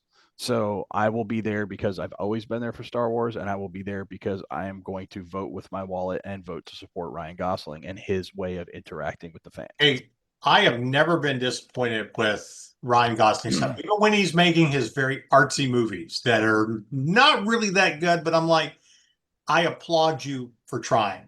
But I also like the fact that you can make really fun, kind of stupid movies. Fall Guy is kind of a dumb movie, but it's fucking fun. Fall Guy is a really great movie. Very well done. What's his name? Ben Affleck. Ben Affleck. Ben Affleck. So when Ben Affleck says in Dogma, you do the safe movie, then you do the artsy movie. You do the safe movie, then you do the artsy movie. Then you do the movie that your friend said to do because you owe him. No. Yeah. Jay and Silent. It's not Dogma. Yeah, it's Jay and Silent. But it is also very true. I mean, you are literally calling out Hollywood and how actors should approach it. And you know what? Sometimes you do the movie with your fiance that you're going to break up with, and then you go off and do good movies, and then you write your own. And dude, and then you still pop up. Kevin, do you think Kevin Smith felt that elbow in his ribs when he said that shit? Like, all right, asshole. I wouldn't be surprised if Kevin Smith didn't write that line. I know that's based on a phone conversation they had. Yeah. That's how he got him roped into doing one of his movies, because he was trying to do his art house movie, and he's like, when he hung, and he got Affleck to agree to do it for a really low sum, and then he hung up, and then Affleck picked the phone back up and said, "You hadn't even finished writing the script yet, have you?" He goes, "Nope, sucker," and he hung up on him. But I also like too that they can go back and forth with one another. When Affleck was doing Argo, and I can't remember what movie Kevin Smith was doing, but they borrowed some of the cast. Like Ben Affleck got some of his cast into Argo or whatever. It was a war of best like marketing lines, like this movie is so awesome and stuff like that. They kept trying to top one another, and then ended up becoming actual quotes, but that they could borrow from each other and still be a part of each other's projects. And I'm like, that's a great relationship that you can have when you can still pop up, here and there and do stuff. And that's the same reason I still support anything that Affleck and Matt Damon will do, whether it's great. And the Ripped movie they did on Netflix, was not a bad movie. Is it The Town? No. Is it Good Will Hunting? No. But it was great to have them. However, Air is a really good movie. Surprisingly good movie. Yeah, I don't think that gets enough credit. Also helps to have a really good, awesome 80s soundtrack. But yeah, that's always a bonus. But they had such a great cast. And it worked. But anyway, so we will see what happens next year. Like Brendan said, and we will all see Starfighter, but we're going to be honest with it and all that. Now, I do have to point this out because again, my review of Mandalorian wasn't so much about the movie itself, but also about how Disney handled it. I gave the movie a 5. It's a very average movie, but I gave Disney a 2. And I said that in the review, and I got a comment in an email about that. Like, so you graded Disney as well as like, yes, this is an honest review. Since I don't get to go to the press screenings anymore because I'm not a fucking influencer or Rotten Tomatoes approved, you get honest reviews, and Disney can take them for what they are. But I got to bring this up. I was looking at one of the ads, the commercials, the quotes that they're getting from people. meant to be on the big screen. Linda Merrick with Hey Goo's website or something. What? It's entertaining. And from Lou Thomas at NME. I don't even know what that is. That sounds made up. A bountiful success, somebody at the Wrap. And then you have to put 2 quotes in from the Daily Beast, which is not even like a real review website at all. All it is just a clickbait website with them calling people out in media. Has and always has been. Yeah. Since the beginning. Right. You don't have any quotes from the Hollywood Reporter, Vanity Fair, Deadline, RogerEbert.com, nothing. It's all like influencer, pop culture websites that don't even matter. And what I love is when you're looking at the positive reviews on Rotten Tomatoes or even positive comments on Twitter, they're all qualified. It's a fun movie. It wasn't trying to be a big movie, and it didn't need to. It was a fun movie. Oh, so you just told me it wasn't trying to be a big, great movie. So you're admitting that it's a mediocre movie, but it's okay because that's all they were trying to make. Yeah. But that's the logic you're expecting me to swallow as to why a family of 4 should go pay $17 a ticket. Yeah. Okay. Yeah. Like all of them are qualified. Every single one of them has a qualifier to it. Like they're all, it's like they're trying to give it a 7 out of 10 so they can stay on Disney's good side and keep getting the access to see these films early. And so they can have their little, sphere of influence. But they're trying to say through, if you read between the lines, it's really a 5. And I agree with Marcus. I gave it a 5 too. It is to me, it was 2 entertaining episodes of the show, surrounded by a second act that I lost count how many times I checked my phone because I was bored. Yeah. Oh, I played on my phone too. I got a Scrabble game in the on my phone in the middle of it. I was playing Sudoku. Something we've never admitted watching a Star Wars movie. No, I've never been bored watching a Star. Well, Rise of I know. Chad, what grade did you give it? I mean, you liked it more than we did. Yeah, I gave it a 7. Okay. So no matter what, it's not a great movie. It's a average to okay movie. That's, if I was telling people to go see it, go see a matinee or like $5 Tuesdays at the Studio Movie Grill or something like that. I would tell them if you like the sequel trilogy and you liked the Phantom Menace, you'll like this more. It's a good way to put it. I didn't like the sequel trilogy, and I liked this more. I would put it above the entire sequel trilogy. The only thing, excuse me, the only Disney movies I would put above it would be both Rogue One, which I put above Phantom Menace and Attack of the Clones, and depending on the day, I probably put it ahead of Return of the Jedi too. Depending on the day, I don't know. Sometimes I'm wishy-washy on that one, but I did like this better than anything but Rogue One or Solo that Disney has done. To me, the sequel trilogy is a waste. But excuse me, I'm sorry, I'm terrible allergies. But yeah, it's like I said, it's an average movie. And the funny thing is, you get attacked when you say that. You say, "Well, it's an average movie. It's 5 out of 10." Oh my God, it's a 7, it's an 8, blah blah blah blah. And it's like, I didn't say it was a 2. Okay. There's average movies that you could still enjoy. Okay. Hell, there are bad movies you can still enjoy. Look, if I'm gonna sit there and grade Commando with Arnold Schwarzenegger, that movie's a 5. But it's got great one-liners. He's a badass. Okay. It's a 10 for one-liners and action. It's a 2 for plot. We'll call it in the middle. It's a 5. Let's not act like it's some great movie, but you will go back and watch it. I will watch this movie again for free and not at the theater. Okay. I might fast forward through parts. Yeah, and it totally makes sense. But the last thing I will say, to Disney, as we battle how our industry changes with being Rotten Tomatoes critics, which, by the way, that's not a thing. that I for anybody that thinks that's important, especially the publicist, fuck off. It's literally owned by a studio. Okay, their algorithms are still sketchy as. I think they're all owned by studios. Like, isn't Metacritic owned by somebody too?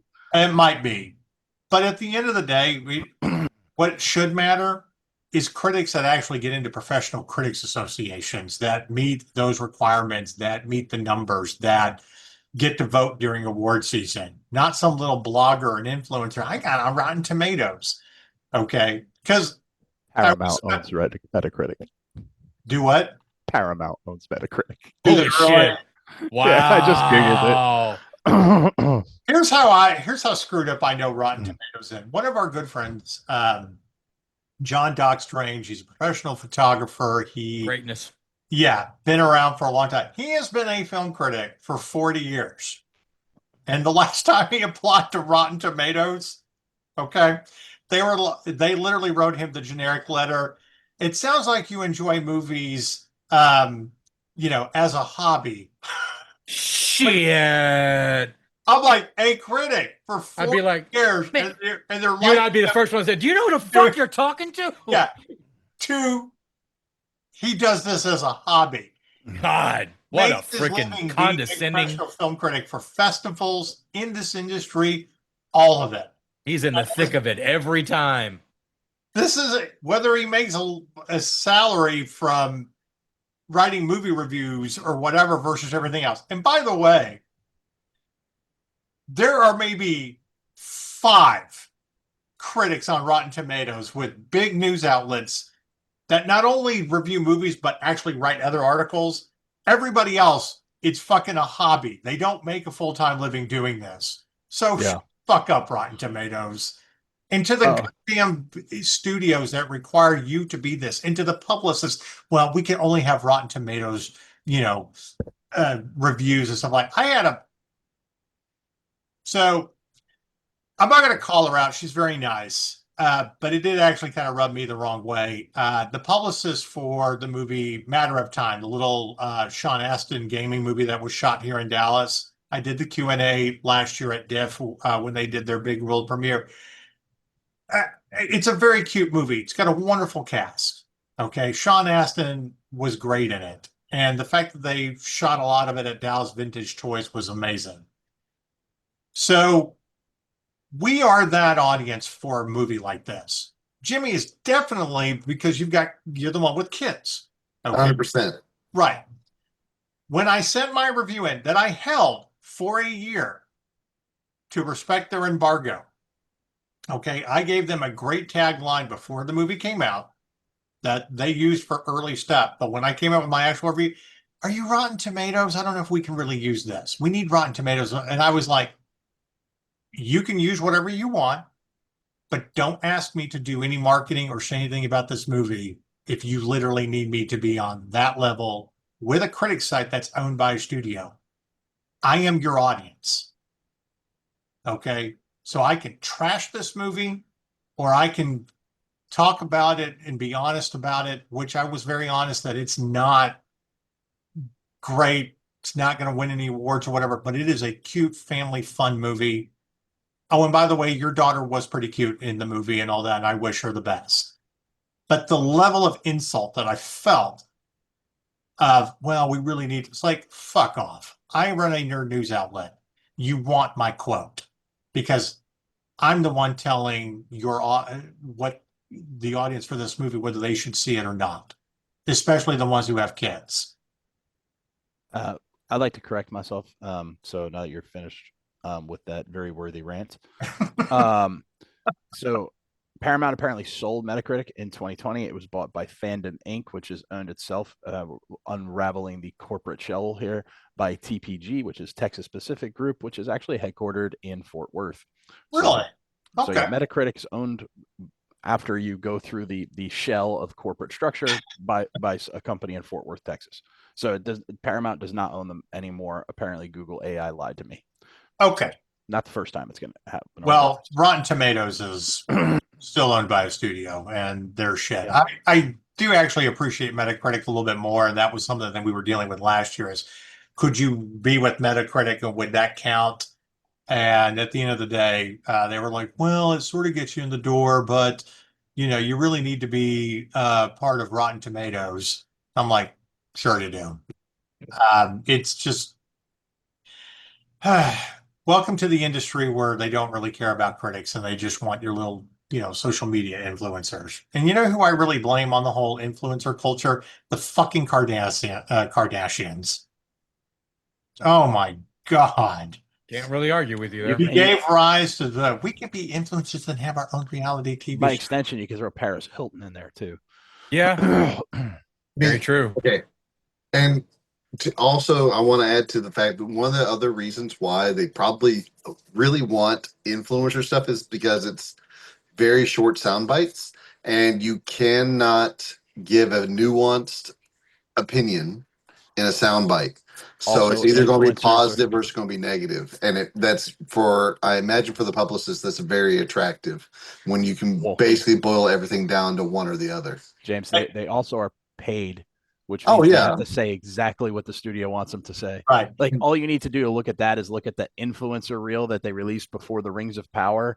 And then a year later, one of those influencers was doing a live stream watching House of the Dragon and admitted she hadn't even watched Rings of Power yet. I mean, well, the same thing was happening with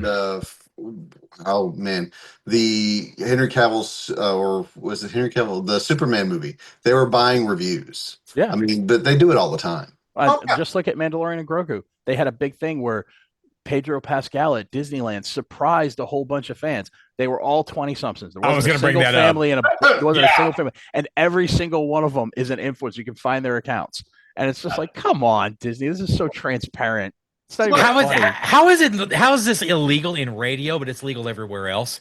This is payola. I mean, it's clearly payola on a different scale. I mean, It is. I don't get how it's outlawed. It's totally illegal in radio, but they can do it in any other medium apparently. Well, I will say this about the Saturday Morning Nerd Show, about that nerd show. We may not be Rotten Tomatoes approved, but No one's paying us shit. exactly.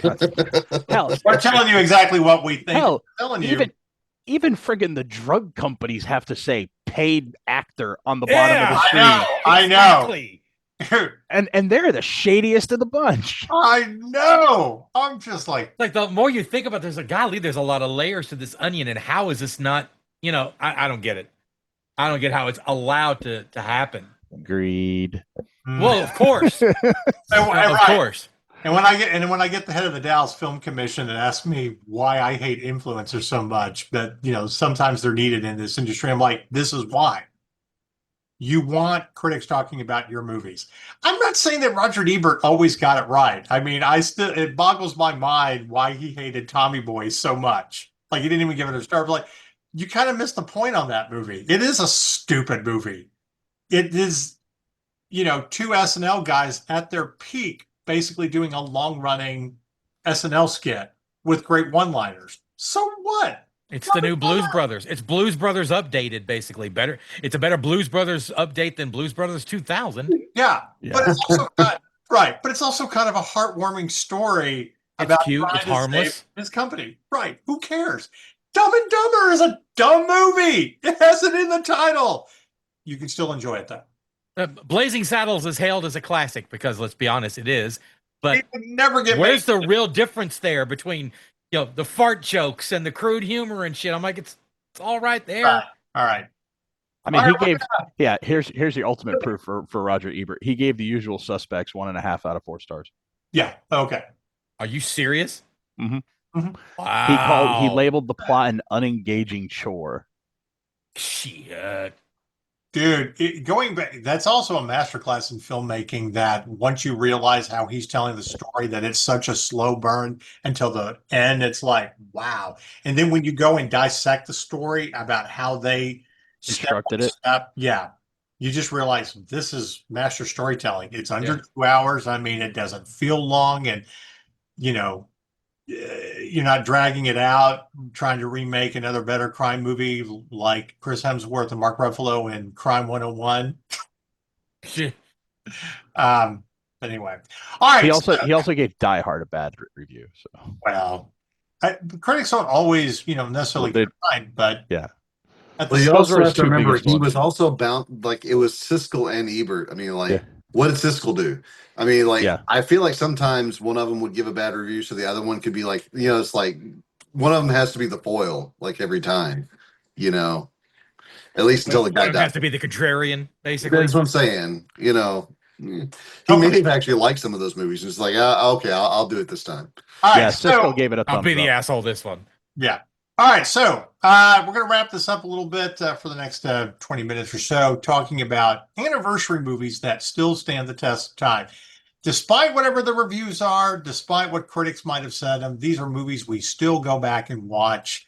And we'll be talking about a lot of them throughout the year. But I actually wanted to hit three big ones just for this podcast. The first one that we've obviously got to talk about is Top Gun turning 40, which was released May 16th, or May 16th. Was it 16th? Yeah, May 16th, 1986. It's hard to believe that that movie is 40 years uh, and still just absolutely great to go back and watch. Um, I did not see it in the theater. My dad would not take me to go see it. So, Brent, I don't know if you saw it in the theaters. Chad, you may be the only one that actually saw it in the theaters. I did. Okay. Were I you, was two. Chad, were you in the Navy at the time? No. I was still in high school. Okay. Okay. I didn't go into the Navy until '89. Oh, okay. I got you. Like the week that Batman came out is when I went into The the week Navy. that Batman came That's out. if it makes you feel any better. The Patriots Packers Super Bowl was 6 days after I went to boot camp. uh, I was thinking about Top Gun here recently. Why, it's still a great movie. It feels kind of old because, F-14s and all that, even though it was a really great plot device for Top Gun Maverick. Um, and a good, Navy friend of mine, she likes to call pilots cosplayers because, I mean, you can't really do that in the Navy anymore and all that. And it's very much a film. It's a product of its time. I mean, I remember we did a podcast one time, like the most pro-America movies of the 80s. And it is right up there because, I mean, they basically said our villain are the Russians. We're going to take on the Russians and have dogfights with MiGs and stuff like that. But I also got to thinking that this movie it's an underdog story. If you get beyond all the flight sequences, you get beyond everything, it's about a guy who doesn't belong, but really is the best, who has to overcome all these things and especially tragedy, and deal with all this to become the best fighter pilot, you know, type of thing. Um, did anybody else really see that about Top Gun or look at it that way, that it is kind of an underdog story? I mean, it's more of a redemption story because you're talking about a guy who is a Navy legacy pilot who has all these expectations coming in, and he's talented but troubled, and you know he's kind of the black sheep of the squadron at the beginning of the movie, but ends up earning redemption. So I see it more as a redemption story than in a coming. I know it sounds weird to say this for a naval aviator, but a coming of age story than I do an underdog. But I could see your point as well. Well, I do agree that it's also a redemption. I mean, but that redemption type arc was very common in the 80s. Sure. I mean, you yeah. really have to. I mean, like even Officer and I mean, think about it, like every Officer and a Gentleman type movie and stuff like that. I mean, like It's probably every other and there's military movie was a redemption movie. and there's a reason why they do that. It's because it's a classic story tale that resonates with people because we've all had mistakes and we'd all like to see ourselves be coming back from those mistakes to become a better person. So Well, it I say underdog story because you do kind of have to have that underdog theme if you're going to have a redemption story. yeah, I mean, they do kind of go hand in hand, and he's not the favorite going in because of all of his baggage. Iceman's the favorite, Right. But Yeah. Because only Iceman could wear sunglasses in a dimly lit club and look all cool. right. Here's the thing, though. This is the most forget about the fights. Forget about using American trainer planes to be MiGs. Forget about any of that. The most unrealistic thing about the movie is everybody's freaking call sign is cool, except for Goose is the only legitimate call sign because Goose got that nickname because he went around goosing people. Okay, because you always your call signs are never like pilot call signs are generally you. The only way to get a really cool call sign is if you did something really cool. Like there's a female A-10 pilot. Her call sign is Casey. And she thought, oh, that's just my initials. That's kind of cheesy. And they're like, no, it's because you took out so many people in the last deployment to the sandbox that we're calling you Killer Chick. Okay. I And thought maybe she it was was gonna like- be kill count. And she was like, damn, that's okay. That's All kind right, of I hard. can live with that. Yeah. Yeah. But most guys, like, for example, do you remember about 10, 15 years ago when the Navy pilots did a giant sky penis over the skies of Washington and Oregon? Yeah. Okay. Their commanding officer was a guy named Commander Brendan Stickles. His call sign was Tess. Testicles. Shit, of course it was. Of course they drew a sky penis. Yeah. It is a monument to their CO. Yeah. God almighty. I bet they got their asses chewed. Oh yeah. Oh, they got his deep shit. He My ended up buddy, my buddy that I went to high school with, who, when we all saw Top Gun, had that dream of becoming a fighter pilot, and he really did do it. Ginger, and for the longest time had the Yosemite Sam mustache, and his call sign was Hot Lunch. And I'm like, knowing his personality, I'm like, he was very sarcastic. Yeah, I know. It's just. Yeah. So like that was the thing that's like as a kid, I was like, oh, the Maverick, Iceman, these are all Right. Hollywood, Cougar. They're all cool names. And then I get into the Navy and I'm like, oh, that's not how it works at all. No. But Top Gun also gave us one of the coolest ways to pick up chicks by singing a Righteous Brothers song and getting Everybody in the Navy has Badly. done at least once. Yeah, exactly. I'm just Guilty. I've never had that level of testicular fortitude, so I didn't. Oh, we did it. But even going back and watching it, obviously Top Gun Maverick has the better aerial fights with what they were able to do, Sure. some odd years later. But you still go back and watch everything from the original Top Gun. It's like, wow, that really is like, great. It aged like wine. Yeah. Especially in a good home theater. It'll shake your foundation. Oh no, absolutely. Yeah, great cast of characters. Tom Skerritt is, fantastic. Michael Ironside is always awesome. Yeah, I mean, I just love the line in the movie. Holy shit, it's Viper. Viper's up here. Great. Yeah. Oh, shit. Hey, maybe he's saying, "Holy shit, it's Maverick and Goose." Yeah. Yeah, I'm sure he's saying that.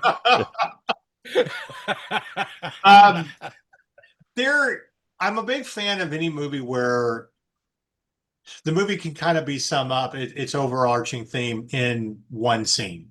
When we talk about Jaws, it's obviously Quint's speech about the Indianapolis while they're on the boat. Like, you get his character, you get why he's the Ahab of that movie, okay? And you sympathize with him. The scene in Top Gun is when he's talking with Viper, and Viper tells him about his dad.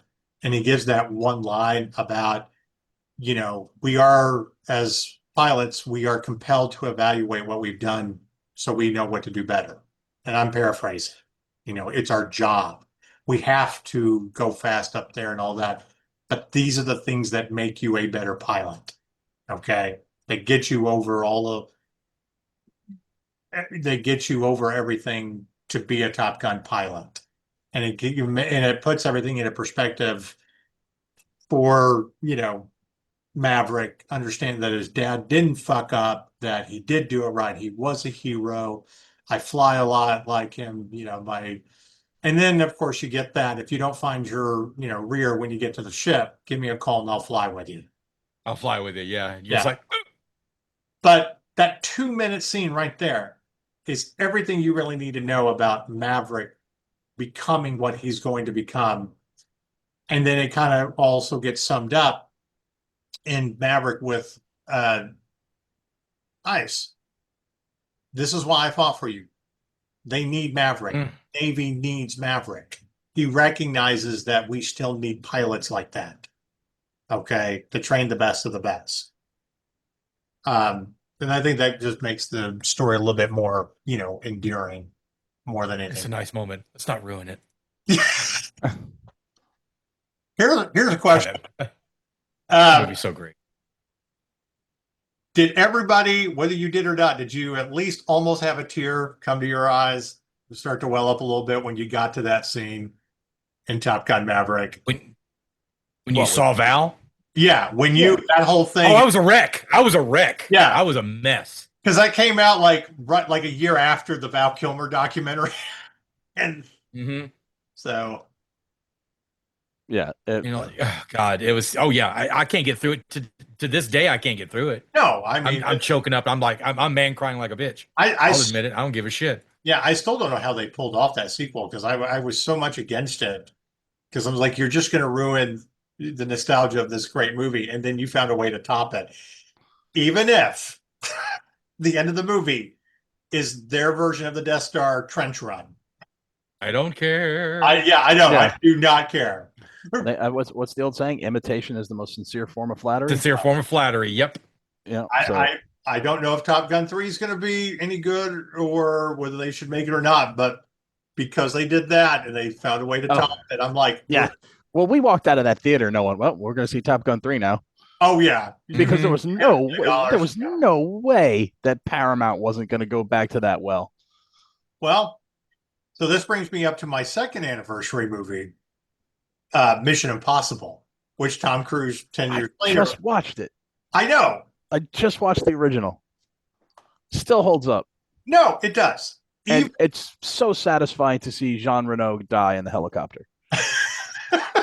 He's such a and don't get me wrong, I like Jean Reno as an actor. I'm not one of these people that the actor made me hate them in a movie and think that the person is. No, I appreciate the acting job that he made me hate him.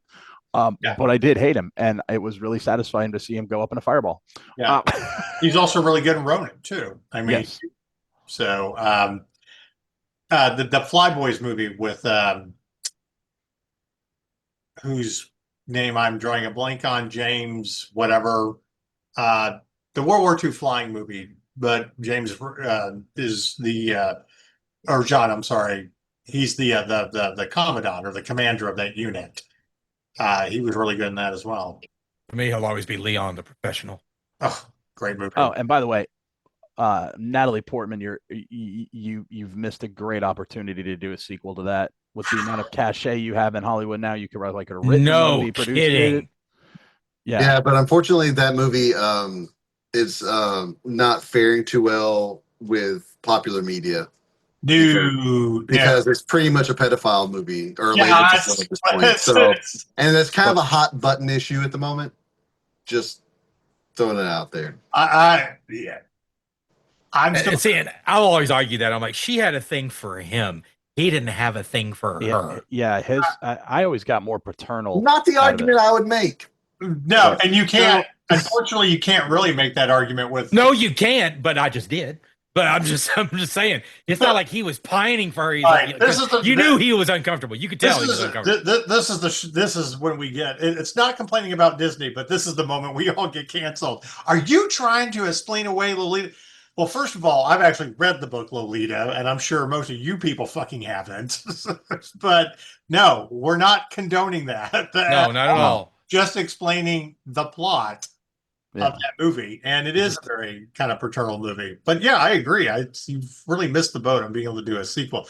But I guess we sort of did a sequel to that movie with Columbina. Yeah, but whatever. Yeah, I mean, Mission Impossible, that was a whole nother thing that you didn't know if that was going to work or not. I mean, you're basically making a cash grab over a famous TV show. They didn't really like what was going to happen because you made Jim Phelps a villain. A lot of them didn't want to, come back and do cameos because of that. Yeah. But that movie still absolutely holds up even with the old tech. Also, it's more nostalgic knowing, remember the days when you could use a little floppy disk and put all your information on there. It's not a fancy flash drive type of situation. God, there's nostalgia bait for you. I mean, the old school Apple computers from the 90s. It's fantastic. Also, Ving Rhames being Yeah. in every Mission Impossible movie. And he was great. So here's my question about Mission Impossible. If you've gone back to watch it, says that, do you feel like that movie is better now compared to the first time you watch it? Because like I do, and I think that's a little bit of nostalgia more than anything else. But I really liked it the first time, so I don't think I have a better or worse opinion of it. But it was the first time I watched it in a long time, and I enjoyed it. I do think I actually like Mission Impossible 2 a little bit more than I did when it first came out, because Me I too. didn't care for Mission Impossible 2 when it first came out, but I went back and watched it 10, 15 years later, and I was like, why did I hate this so much? It's just kind no, of a decent movie. not as good. Mission Impossible has to be like pretty high on my list. Have always really enjoyed. I feel like it holds up really well, uh, and eventually I think it's going to still hold up as like if you look at it like a period piece. You know, like I look at the Sneakers. I love the movie Sneakers, Oh and God, it's like that's like a very post Soviet Union like period piece to me at this point. And I feel and like Top Gun is I consider that a period piece at this point. I think movies that are really good and hold up are the ones where you can look at it as like, hey, that is that slice of time, and I'm good with it, and that's why I enjoy it. And Top Gun or in Mission Impossible, in my opinion, is definitely one of those. Well, you also see the evolution of like technology. We dive into like an AI entity in the very last one, which yes, sounds more sciency and weird and all that compared to the journey. But you're looking at hackers and special agents over 30 years of how the technology has developed. But the one thing that is still true is we can still make a really good mask of someone and do the voice imprint and make that work. Uh, but I like Sneakers for the simple fact that it's the old school hacking movie because It's like phone hacking. It is literally talks about right, phone yeah, hacking. Yeah. the drive in feeling everything out. The best scene is still the Scrabble scene. Oh yeah, great scene. Cooties, rat, semen. No, that's not it. Well, here's the other thing. This is look. I like the original Mission Impossible way better than all the rest of them, and also because it has like I like gadgets. I like James Bond, but in my opinion, the later movies are not about gadgets anymore.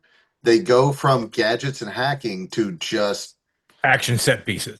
Yeah. action set with computers and like I think a computer is one gadget, and all the rest of the gadgets they use are just really like Mission Impossible is about gadgets, and like the original show had a lot of gadgets and stuff Well, like that. And I feel like they got away from it and went way too far on the other end for well, no, by the time everything was said and done. right. You had to make a vehicle for Tom Cruise to do really awesome stunts. And by the way, No, just a vehicle for him just to run everywhere.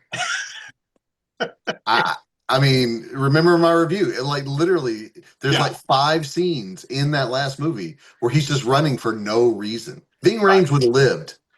yeah. Spoiler alert: he died because they had to have a running If we scene. weren't relying on him running. Yeah, Also, as much as I like the last two movies, like, dude, Ethan Hunt is in his 60s. You either have to admit that he's bionic at some point or a super soldier.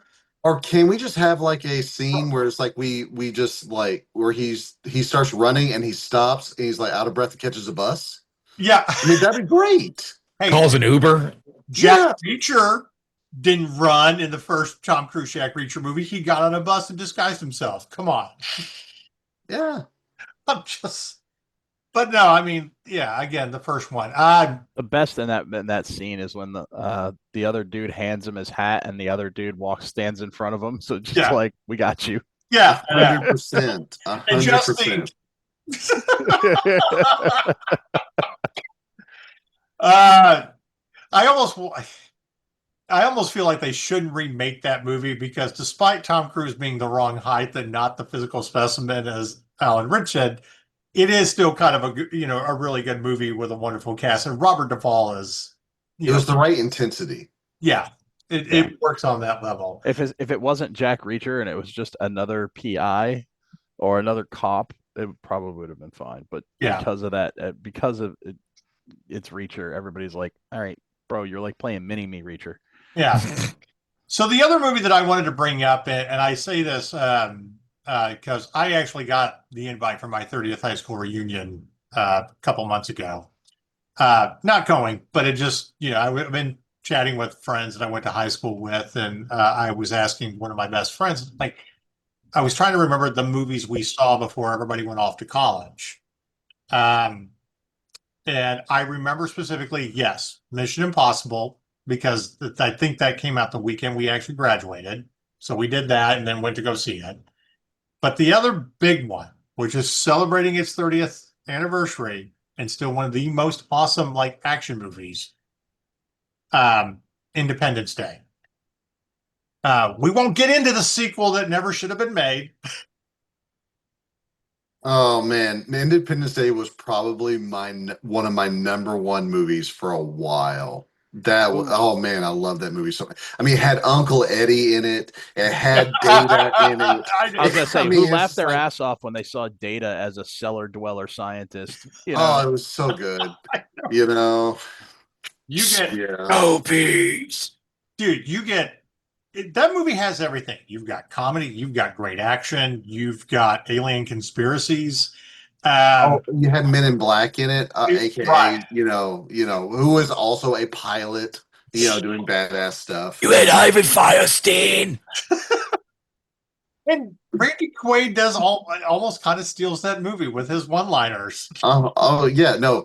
This is like I'm sure he was insane then, but this is like right before he completely went off the rails because it's pretty much that was the last movie where he was semi-sane, or at least seemed semi-sane. Yeah.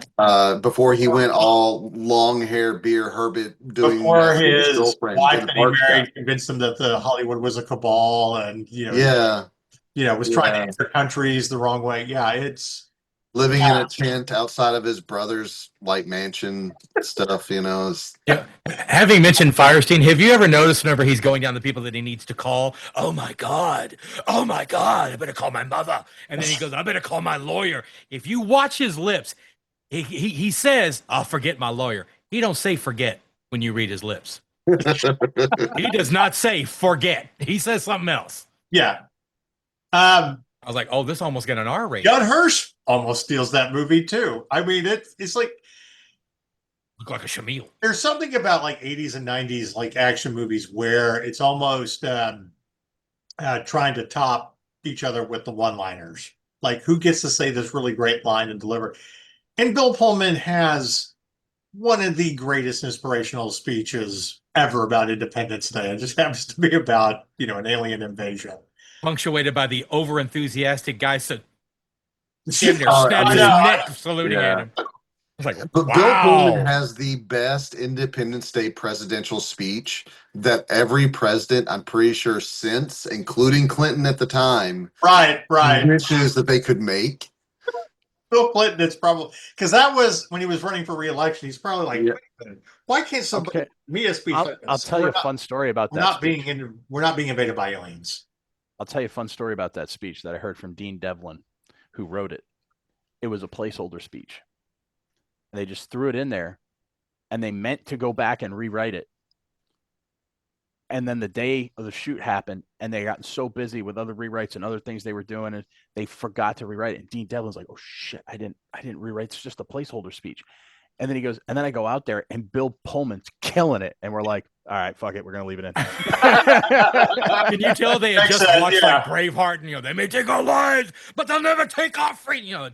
Yeah. And Yeah, so I can yeah, imagine he was that. just like his performance was so good. We're like, we can't fuck with it now. We just gotta leave it. No, that's fine. Who wants to be Don't the touch guy it. that's going to go tell him, "Hey, that was great, Bill, but that's not the But features." Yeah. you He's can be like, what? It's like, So good warm up. Good warm Yeah. up. I haven't acted Kiss that my well ass, since staying Terms in of now. Endearment. Fuck you. I honestly got to think my favorite scene of that entire movie. And it's like Will Smith and Jeff Goldblum were great together. There's obviously some They're the odd couple. chemistry. Right, exactly. But the best scene is literally Randy Quaid's sacrifice of, "Hey boys, remember me?" I'm back. And that wasn't acting. That was just him being crazy. Yeah, probably. That's when he showed up on set. They just CGI'd and everything else. Yeah. That's the thing. He was method acting.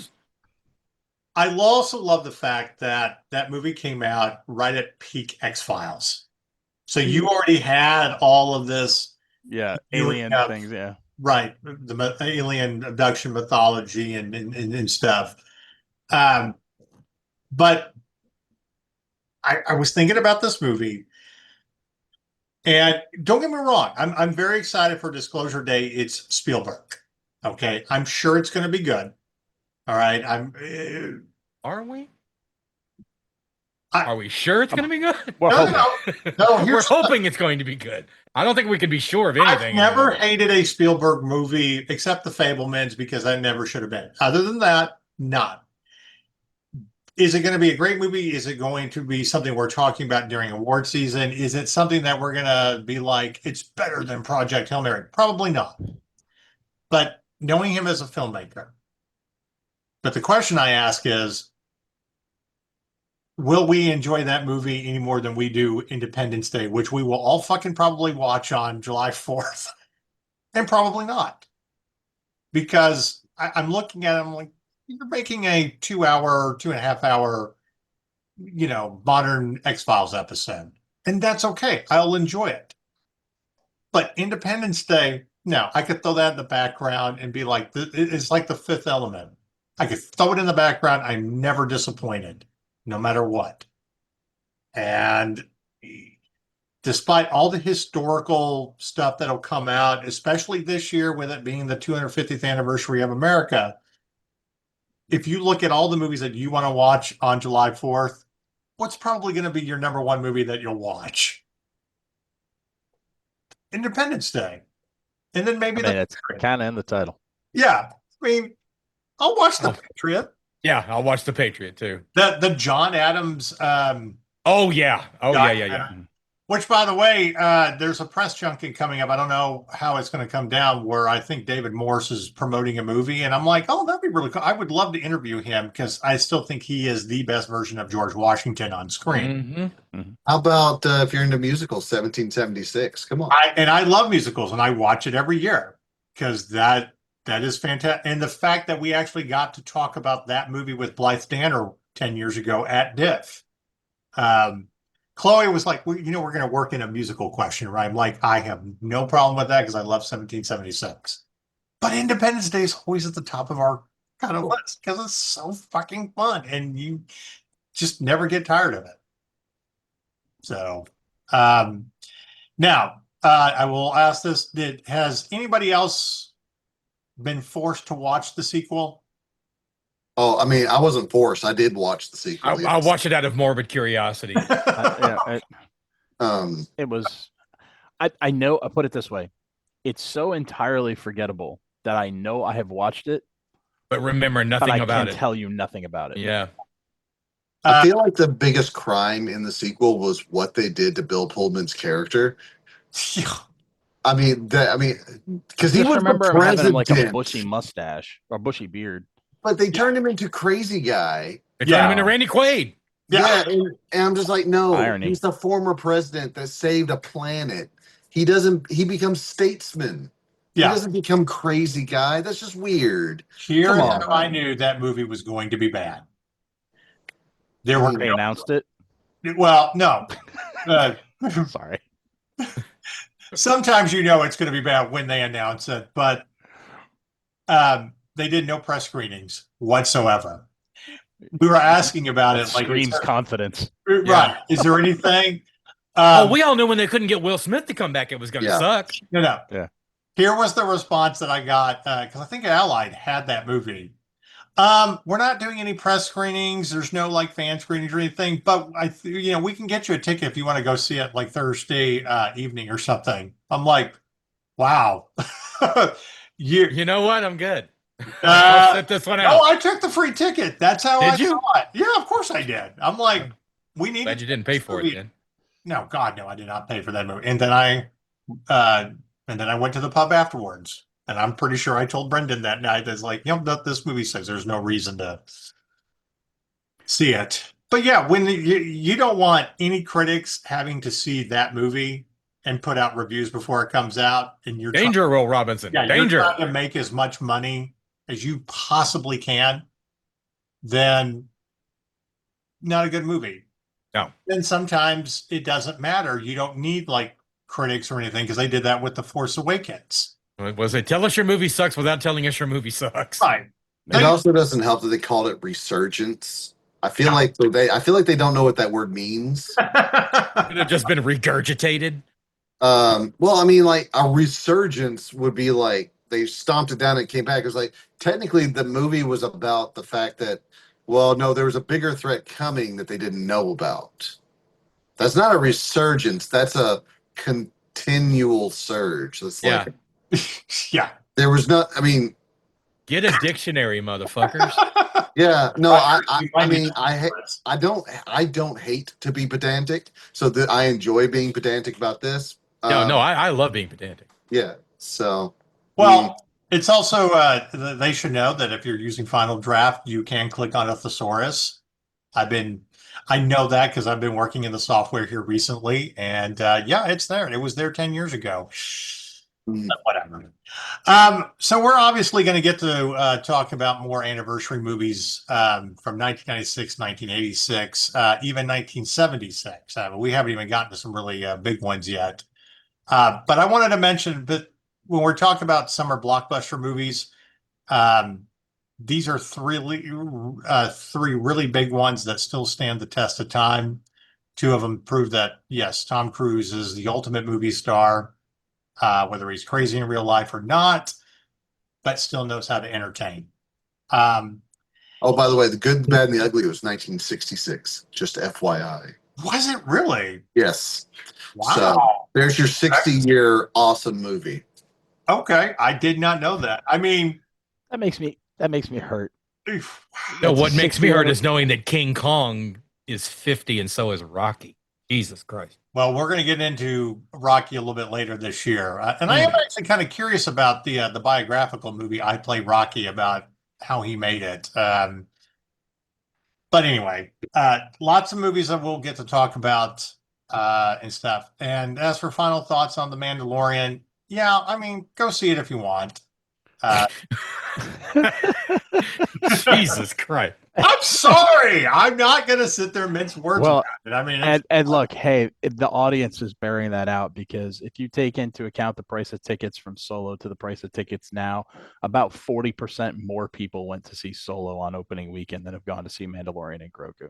yeah. So that's I mean, if you're having to use up what sounds like made up influencers to write taglines for your movie, that's all I need to know. I would like to one correction I need to issue on myself. I kept digging, and it appears the quote about Filoni trying to push Ahsoka into the Mandalorian Grogu is fake news.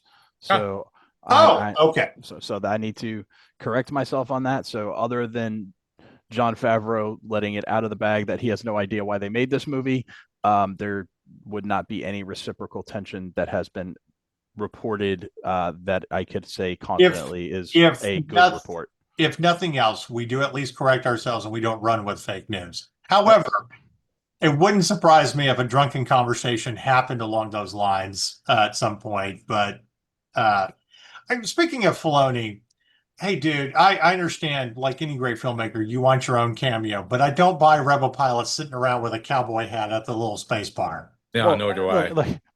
I just don't buy Dave Filoni or a 74-year-old Sigourney Weaver as a pilot. I love Sigourney Weaver. But yeah, you shoehorned her into this movie because you needed a bigger name. And I'm like, And she's a sci-fi name, so she brings sci-fi credibility because she's been in Aliens and Ghostbusters and Galaxy Quest. yeah. So And Even though Paul, most and people Paul. don't think, most people don't think of her as a sci-fi actress, but she's like the queen of sci-fi. Yeah, it's the core of her DNA. yeah, same way as Jamie Lee Curtis is a scream queen. She's the original scream queen. Mm-hmm. So it is what it is. I have a harder time trying to think of films that Sigourney Weaver did that weren't sci-fi, to be quite honest with you. Other than Working Girl, I mean, shit, pretty much everything's been sci-fi. Heartbreakers. That was kind of a funny movie. Is that what the one where she was Jennifer Love Hewitt's mother and they were trying Yes, to scam Ray Liotta? Oh shit! Okay. Yeah. What was the movie where she was? It was all about surrogate mothers, and she was a surrogate mother, and she ended up having she had 10 children or something like that. But she was like the best looking woman in the movie. I don't know. But Good it wasn't. God. Didn't she also star in Gorillas in the Mist? Yes, she did. Yes, she did. She did that. God. But see how hard we're trying. Isn't See that how hard we're. See how far isn't we're that having like to dig. 1986? I want to say that's I think so. 1986. God, I haven't seen that movie in probably 30 years.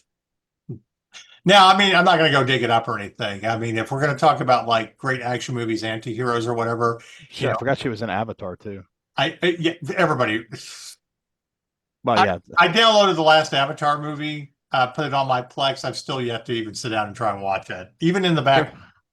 there were people talking about Fern Gully at the bar yesterday, and I said, "Oh, have you guys seen Fern Gully 3 through 5?" And they were like, "What?" I said, "Avatar," and the dude spit his beer out.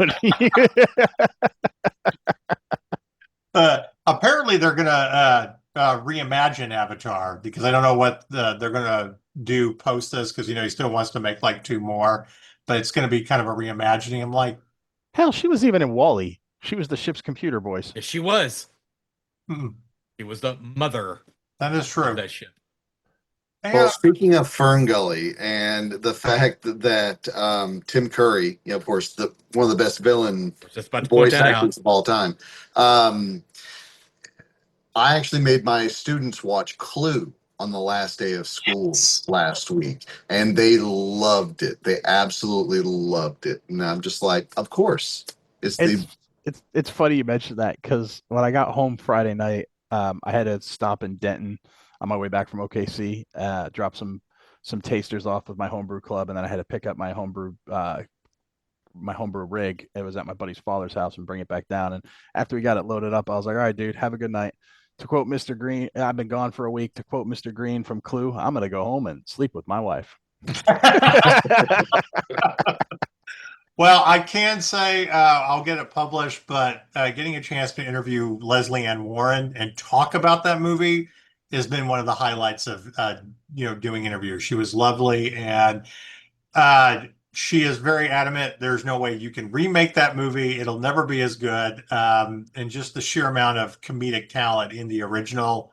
And she did share a quick story that she was always in trouble with the director for breaking character and along with everybody else because they couldn't stop laughing in between takes. Everybody was so good. I'm like, that does not surprise me. By the way, Gorillas in the Mist was 88, but Aliens was 1986. One so that there's we a good will jump anniversary. into later this year. Yep. And Clue had their 40th last year, apparently. Came out in 85. Yep. Okay, everybody. We'll be back in a few weeks. We're going to dive into podcast about Steven Spielberg, his best movies, and then his most underrated movies as we discuss his latest one that's coming out called Disclosure Day. And Jimmy and I will give you the lowdown on that on our next podcast. All right. Enjoy the beginning of summer. There are a lot more great movies that are coming out. We're very excited about Masters of the Universe, which we haven't had a chance to see yet, but we will definitely give you the lowdown on that, although it does look very good. A lot of Still hunting down that swag. I want that sword. I want that power sword cup. Yeah, the drink sword thing. I'm just like, God, Lord, I'm waiting for someone to try to do a frozen margarita in that, and then all of a sudden, just in the middle there, oh, There you go. I saw a video of them actually like putting it together, like filling it and putting it together, and I was like, that looks like if I worked there, that'd be such the fucking beating. Just like getting that like all assembled for someone who spent their money on it. That I would just, oh, I hate life working at the theater. I'm going to try to get you guys all one of these, by the way. Ooh, nice. Ooh, Nice. nice. Love it. I had the Castle Grayskull play set when I was a kid. I will admit, I am. It was one of the best play sets in the 80s. It really Oh, was. Yeah. By I far. will admit, I am very interested in buying the Gray Skull popcorn bucket with the cup holders. See, I'm not. That's why this is actually Yeah, it going to be does. my popcorn bucket. It's just it doesn't look right. Something about that thing just looks kind of off.